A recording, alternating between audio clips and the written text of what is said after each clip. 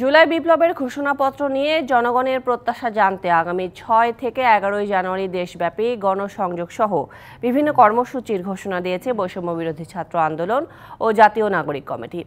সংবাদ সম্মেলনে নেতারা বলেন, জুলাই বিপ্লবের ঘোষণাপত্রে ঘটবে জনমানুষের আকাঙ্ক্ষার প্রতিফলন।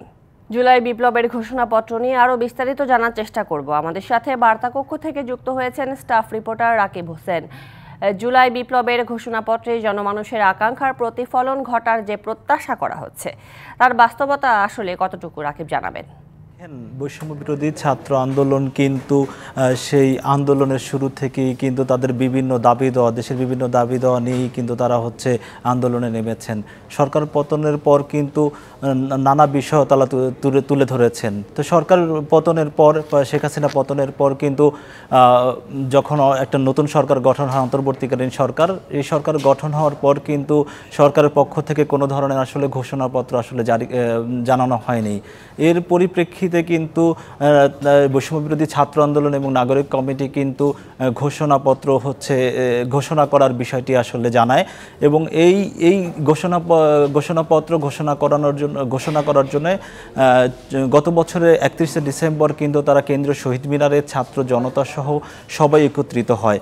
কিন্তু এর মধ্যেই তারা এটা জানিয়ে দেয় এবং সরকার এই ঘোষণাপত্র কিন্তু ঘোষণা করবে এইরকম একটি বিষয় তারা জানিয়ে কিন্তু সংক্ষিপ্ত সমাবেশের পর কিন্তু এই সংক্ষিপ্ত সমাবেশের পর কিন্তু 15 দিনের আলটিমেটাম দিয়ে তারা ওইটা শেষ করে। তো এরপরে এই ঘটনার কিন্তু 4 দিন পেরিয়ে যাওয়ার পর কিন্তু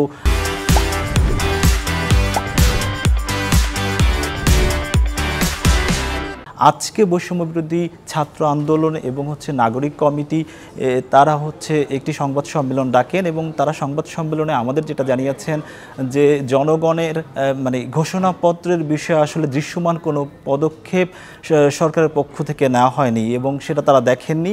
তাই সরকারকে তারা আহ্বান জানিয়েছেন যে দৃশ্যমান পদক্ষেপ নেওয়ার জন্য এবং যত দ্রুত সম্ভব।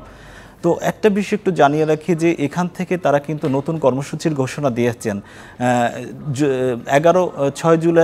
6 জানুয়ারি থেকে 11 জানুয়ারি পর্যন্ত কিন্তু তারা দেশব্যাপী নানা কর্মসূচি পালন করবেন। এর মধ্যে গণসংযোগ, লিফলেট বিতরণ এবং এটা ঘোষণাপত্রের পক্ষে কিন্তু তারা গণসংযোগ করবেন।